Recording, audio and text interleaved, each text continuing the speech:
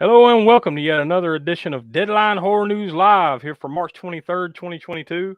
I'm Josh and I'm joined here with the Professor Smoke. What's up? Donnie could not be here. He's usually here. He's not feeling very well this week, so he tapped out. But as you may or may not know, we are from the All-American Spookshow Horror Podcast. Um, and he's rarely ever here, but we just figured to throw him out. He's not here. He's on assignment. But as always, of course, we want to remind you to like and subscribe to the channel and click on the bell down below to be notified when we upload new videos and when we go live. We want you to become a supporter of the Spook Show by going over to patreon.com/AA Spook Show and sign up to become a patron there. We have levels starting at $1, $3, $5, all the way to a crazy $1,000 Spook Show Insanity level, which you just need to go over there and check it out. That's at patreon.com/AA Spook Show. We have video minisodes every Tuesday featuring the Library of the Professor, bonus podcast every month like Spook Show Rewind, Crapsterpiece Theater. We've got written articles by the Professor himself, Professor's Retro Reviews, and tons more. So you don't want to miss out on any of that over on Patreon. I would like to remind you that episode 100 of the podcast, the regular podcast, is out now. So we finally hit the big milestone episode 100. And we do a watch-along commentary of Frankenhooker. And we were all, and we were all there in Spook Show. Well, I should say here, where I'm at, here at Spook Show Studios. We were all in the same place at the same time. Basically, it's as you would assume, it is literally a watch along of the movie. We're watching it and we're talking about it and commenting while the movie is playing. So we encourage you to go check that out and have Frankenhooker dialed up and watch it along with us. We had a blast doing that. So you definitely want to go check that out. Then next Monday, we have episode 101. And now this is going to be the beginning of a rotation where we all pick a movie, or I should say, we pick the horror movies. So, like every other week, we do a horror review, and then we kind of slip in, like, Spook Show Spotlight episodes, Cult Corner, which we've done one of those, The Warriors, a few weeks back. And we're going to be doing Cannon Fodder here pretty soon. Now, to that, we're here in just a couple minutes. We're going to spin the wheel and make the deal. We're going to be doing Spin the Wheel live. We've got 4 choices. All 4 of us picked the Cannon film. We're going to present the 4 choices. I'm going to spin the wheel and eliminate one by one. And then when we get down to the last one, that will be the movie that we watch for the first Cannon Fodder coming up in the month of April. So you want to stick around for that here in just a few minutes. But like I said, next Monday, that is, I'm sorry, I lost the date. March 28th. Next Monday, March 28th. Night of the Living Dead will be coming out. So that was Will's choice in our new little horror rotation bit. And I'll get next choice. And I'll show you what that's going to be here just shortly. Let's see. Next up, we have the Crapsterpiece Theater poll. There are the 4 choices until the end of the month. So this is one that we're going to watch next month for the second episode of Crapsterpiece Theater. We just recently recorded the first Crapsterpiece Theater, and that was Garbage Pail Kids, the movie. Ugh. So if you want I think this time we're trying to nudge everybody towards the apple, right? Or no? No, we want to go the opposite way. We don't want the apple. Whatever you do, don't vote for the apple. But either way, whatever everyone decides by the end of the month, at the 1st of April, so I guess next week some point, well, I guess it'd probably be next week's well, no, not quite. The 1st of April is next, not this coming Friday, but the next. So probably not on next week's Deadline Horror News, but the next. We will announce what wins this poll. But those are your 4 choices. You can go over to Patreon, all of our socials to vote for one of those movies that we do on Crapsterpiece Theater next month. And Crapsterpiece can only be heard if you become a patron over at patreon.com/AA Spook Show. So you want to join us for that. But anyone can vote. You don't have to be a patron or anything to vote.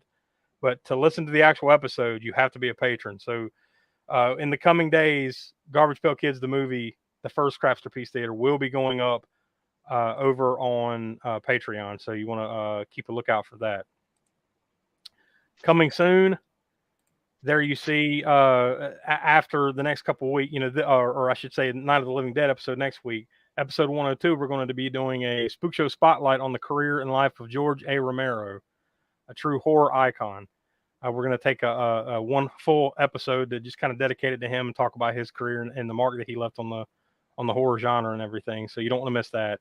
Then on episode 103, like I said, in the rotation of choices, it's my choice. And we're going to be going back to 2015 and we're going to be watching Deathgasm.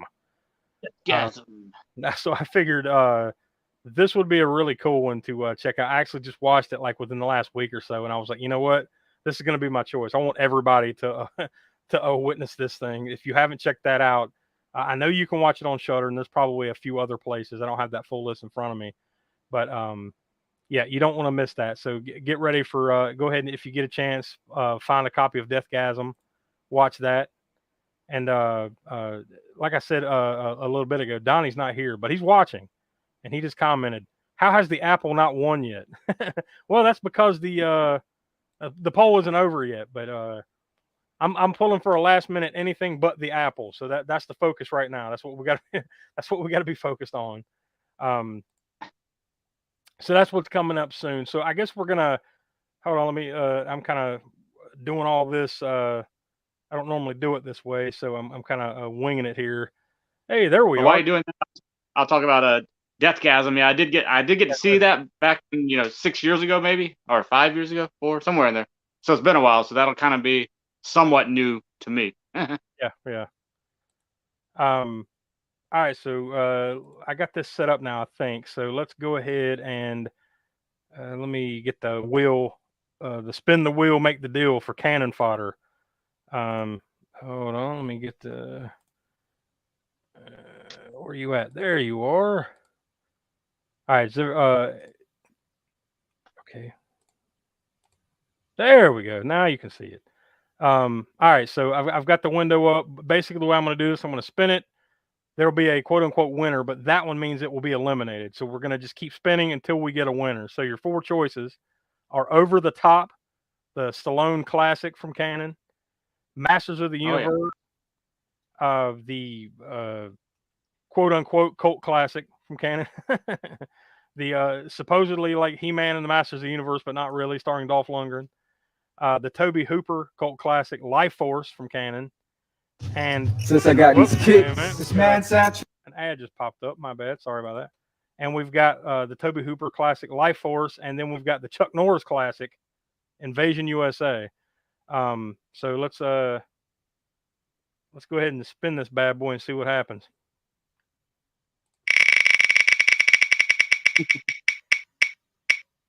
I feel like we're playing the game live.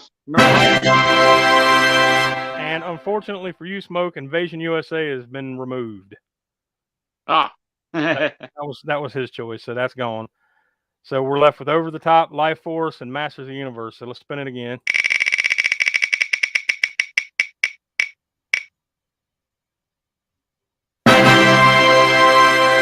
Masters of the Universe has now been eliminated. So now we're down to Life Force or Over the Top.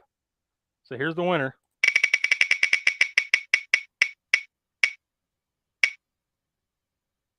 So there we go. Over the Top wins. Life Force was eliminated. So we're Angel of the City. Oh, sorry. So we're going to be watching the Stallone classic Over the Top for God, I'm blanking what series this is. Oh, this is for this is for Cannon Fodder. So yeah, there you go. I knew it would I just had a feeling it was going to be Life Force because all the other ones like felt like it was peak canon, especially Over the Top, right? So I just had a feeling like the lesser of the ones Life Force would have won, but no, it got edged out by Over the Top. So that's going to be awesome. That will become. I don't have the exact date for when that's going to be, but it will be in the month of April, whatever the rotation of things was. So actually, I take that back. No, it'll be April 18th, episode 104. That's when we plan. So on Easter Monday, that is the plan to watch that one. So Over the Top. What better way to celebrate Easter than Over the Top, right? It's actually been quite a while since I've seen that movie, so that's cool. I'm kind of glad I went. I've seen Invasion USA fairly recently, a few times, and Life Force as well. Master Universe has been a while too, but Over the Top's probably been the longest of these movies that we had on the wheel. That the biggest gap has been between me seeing it. Yeah, I'm looking forward to it. I think it's going to be a good time, and that's basically introducing a whole new series for us. We haven't done a Cannon Fodder yet. We've been wanting to get to that, but we just haven't had a chance to do it yet. So that will be the introduction of that. So with that, I guess we'll go ahead and get straight into the deadlines of Deadline Horror News, the whole headlines that you come for. Right there on the screen, you see this is the first look at Nicolas Cage's Dracula in the Universal monster movie Renfield, that I think comes out next year, if I'm not mistaken. But yeah, I think it was People Magazine put these out. They had exclusive set photos, and reminiscent of Hammer Horror to me, like just in that quick glance, right?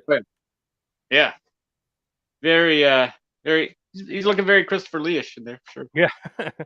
It's almost like Christopher Lee meets like the Mandarin or something, because he's got like a bunch of rings and stuff on his hands. Yeah. That's true. But, or like the Avengers. Yeah. It's got the gauntlet, the Infinity Gauntlet, though. Yeah, Dracula's Infinity Gauntlet. So yeah, that'll be interesting to see how that's going to turn out. I mean, look, that dude's so over the top, like no pun intended, since that's going to be our next Cannon Fodder episode. But yeah, I think he's a perfect choice to play like just a crazy ass version of Dracula. So I'm interested in seeing that.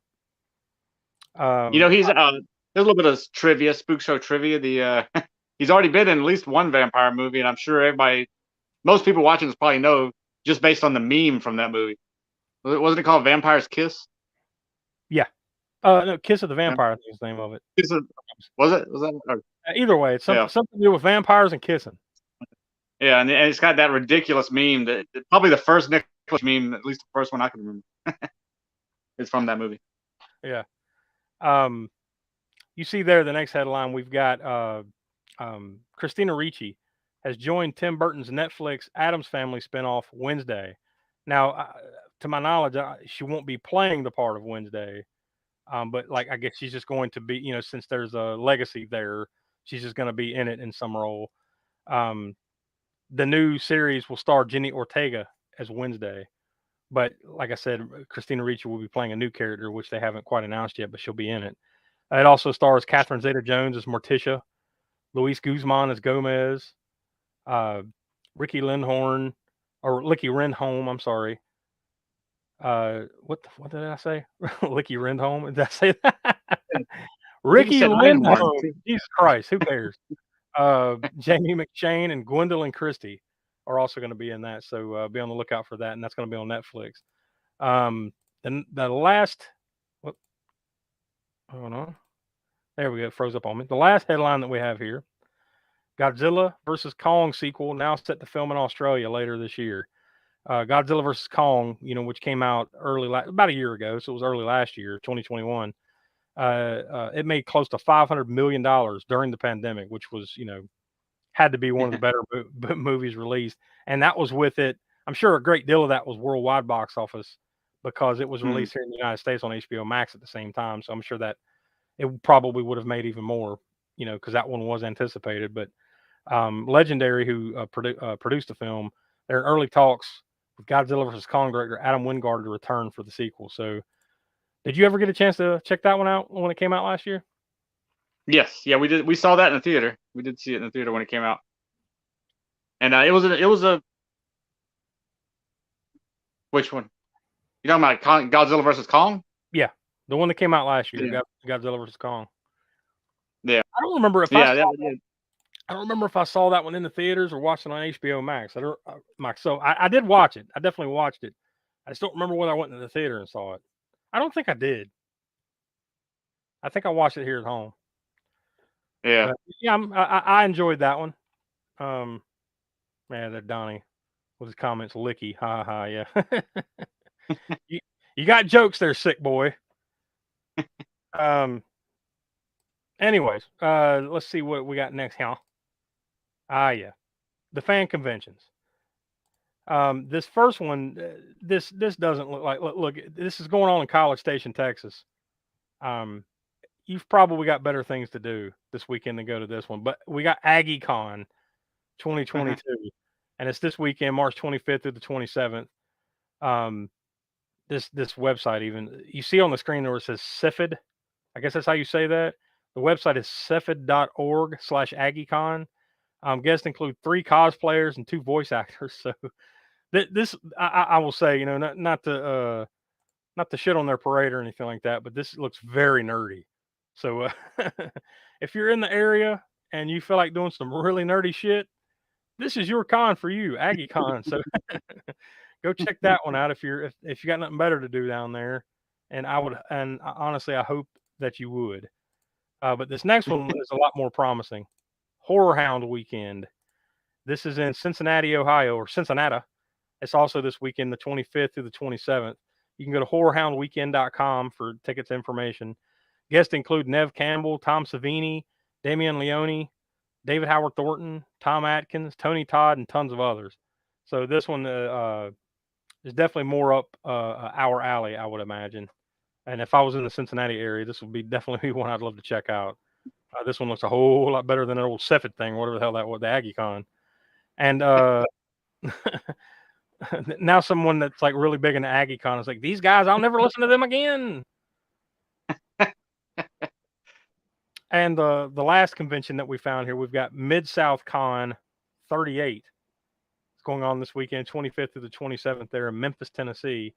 Guests include a bunch of authors, other random, guests. So it's not nearly as good as HorrorHound, but it doesn't sound nearly as bad as AggieCon. So somewhere in the middle is Mid-South Con. So there are the 3 events going on this weekend for your convention going pleasures. We've got the give me just a second as I pull it up. We've got the box office report this week. This past weekend, March 18th through the 20th. And there we go. There's the top 5 that you see there on the screen. Number 5 is Dog, down from number 4. Number 4 is the big horror debut this week, X.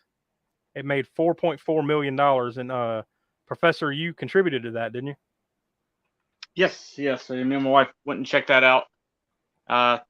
Ty West, director of House of the Devil, and it definitely pushes that R rating. Well, it is a movie about making porn, right?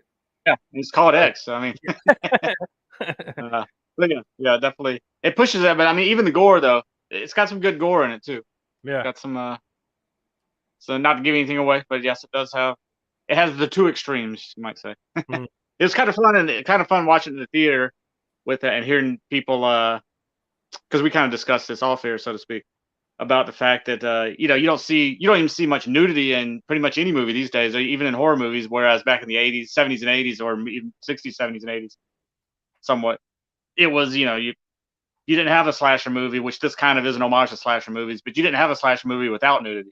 You'd be looked at sideways if you did, just about. So it was interesting watching people kind of squirm or giggle or whatever, not just being used to that, I guess. And this movie goes a little bit further into that than your average 80s slasher did too, because it's about, anybody who's seen the trailer knows that it's about a crew shooting a porn film. Yeah. And things that happen, and along the way, so to speak. so yeah, it was interesting watching the theater. We've got a question from Cash 5000 on this movie. Does X have vampires kissing? Have vampires kissing? Yeah. No, it doesn't.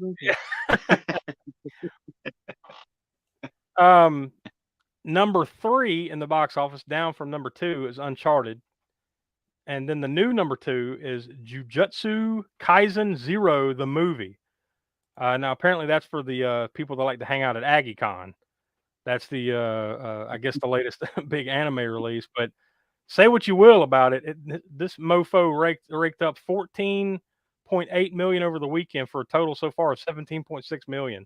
So say what you will. There was one that was like, I can't remember the name of it, something Mugen Train or something like that last year that kept popping up on this when we were talking about it. I was like, what the hell is this? But I'm not Demon anime. Slayer? I'm not anime. Wasn't Demon Slayer, was it? Demon Slayer. Yeah, that's Was it. it Yeah. Demon? Yeah. Because that one, Demon I guess that Slayer. one raked it in too. Oh yeah, that one made a ton of dough. Like we kept talking about that every week. It kept popping up in the box office report. So I guess we've got another one here that has arrived on our hands. And then number Yep. one, once again for the third straight week, The Batman made $36.7 million over the weekend for a total so far of just over $300 million. I believe that's U.S. domestic, but still, needless to say, they'll be making another one of those. No, I have not got a chance to go see that yet. I'm ashamed of myself, but because I'm a huge comic book guy. Listen to me like talking shit about the anime guys, but meanwhile I'm a comic book guy, right? But I just haven't had a chance, like the opportunity. Just I haven't had a window to go check it out, but I definitely want to for sure. It looks awesome. You watched it? Did you enjoy it? Yeah, we saw it at the theater.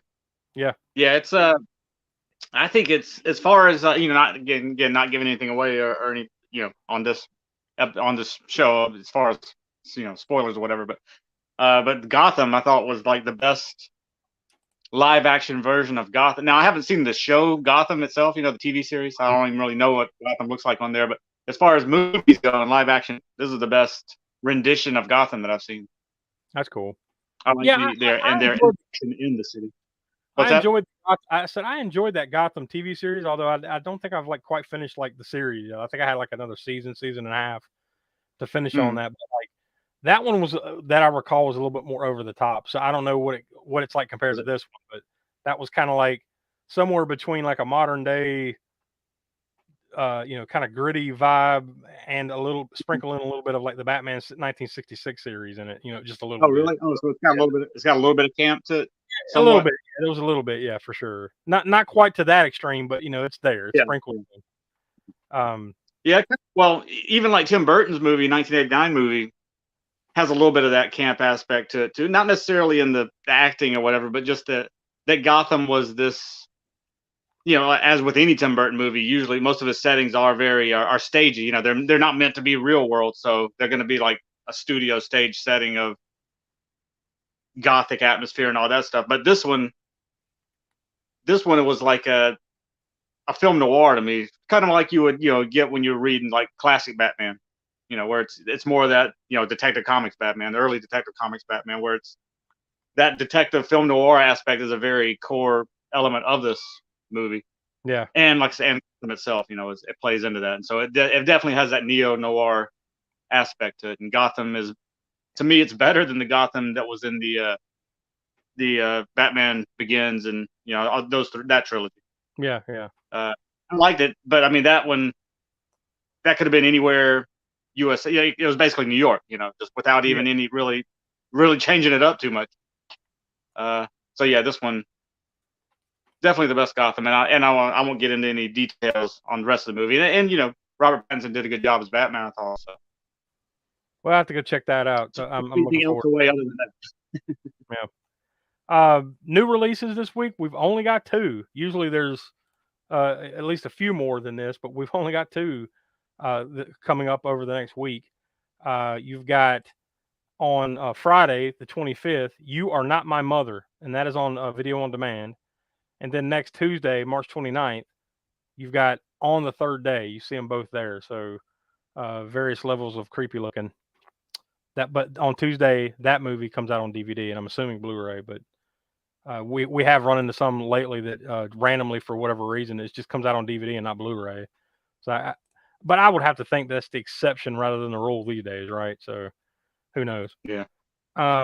We've got 4. Usually, once again, we only have 1 or 2. This is kind of the opposite. We usually only have 1 or 2 of these, but we've actually got 4 horror anniversary dates coming up within the next week. The first one is Larry Cohen.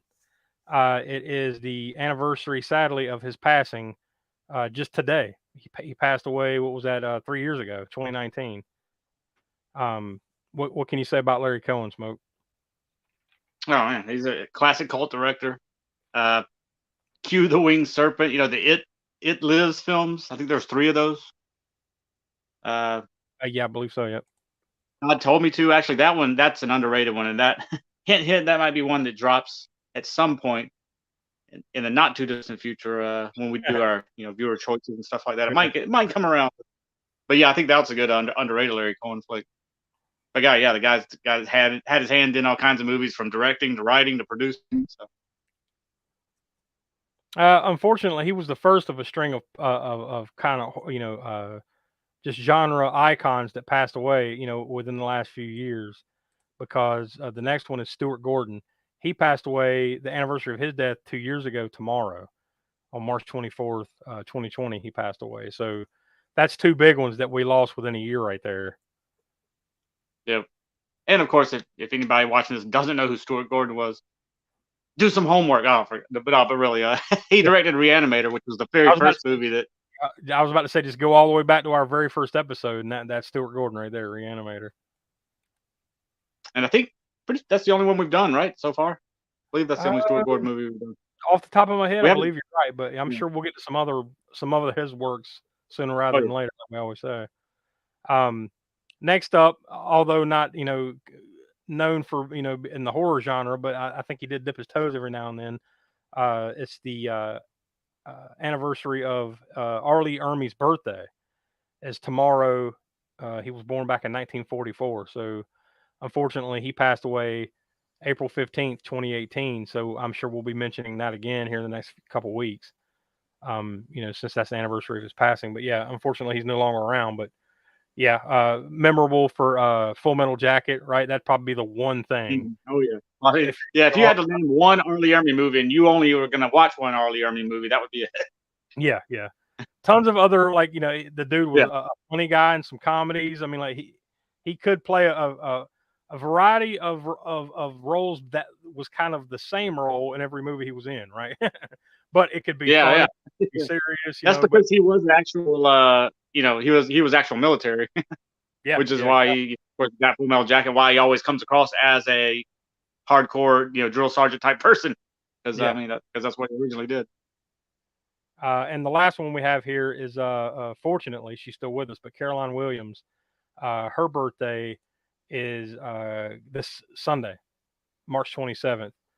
She was born in 1957, so we just figured we'd throw her in. But yeah, that's a little more than usual that we have for the horror anniversaries. But there you go. So I guess that'll pretty much wrap it up. Here you can see the information on the screen. Where you can normally find us on socials. Once again, I want to remind you of patreon.com/AA Spookshow for all the Craftsper Peace Theater and all the other cool stuff we got going on over there. And coming up in the month of April, we're going to have our first ever Cannon Fodder, which just got decided tonight.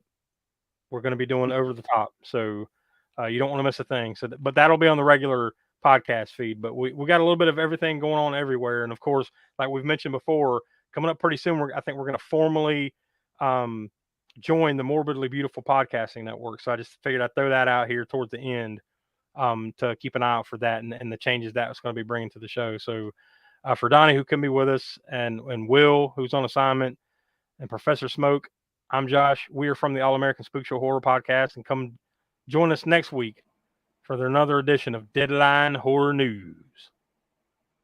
Later.